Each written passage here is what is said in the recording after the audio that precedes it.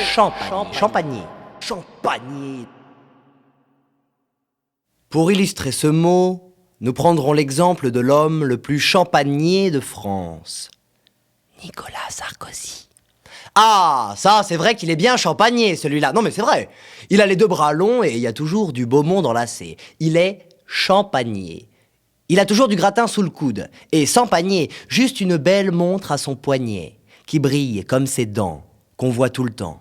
Il a un sourire permanent, comme s'il était empaillé. Mais non, il est champagnier. C'est un homme pas chiant, panier et bien accompagné. Bien soigné, bien peigné, bien vêtu. Je sais pas ce qu'il vous faut, il n'a pas de défaut, il n'a que des vertus. Ça, on ne peut pas nier.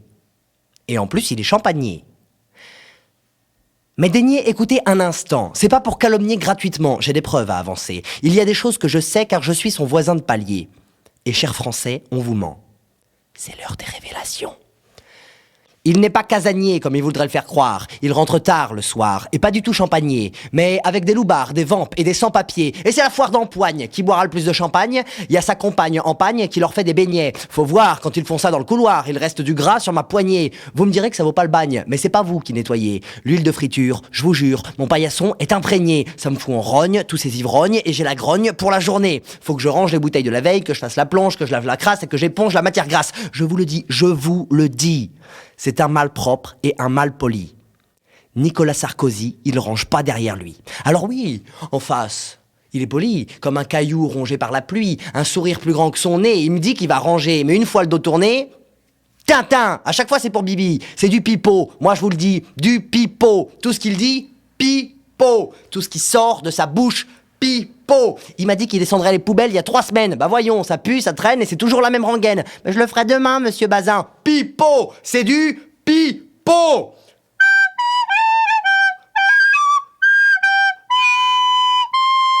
Je sais qu'il se paye ma pomme. Je le sais parce qu'il sue des paumes. Je le sens. Dès qu'il est là, ça embaume le hall d'entrée. Il est pas serein. Il transpire des mains. Il sait bien que je sais que c'est pas un saint. Bien que, se défende-t-il, dans sa jeunesse, il eût su des psaumes. Poissonnier, les mains qui pue, mais le sourire à la bouche, il ment comme il transpire, de jour en jour, c'est de pire en pire, et ça, Nicolas, ça, si le petit Jésus l'apprenait, il te flatterait les fesses, avec allégresse, comme ça, comme ça, comme ça, comme ça, comme ça. Et tu seras bien champagné de tes 2 belles fesses gonflées, rougies, violacées. Merci, petit Jésus. Ça lui apprendra à être honnête. À être honnête. C'est ça, la leçon. Pas de sornette. Ou sinon...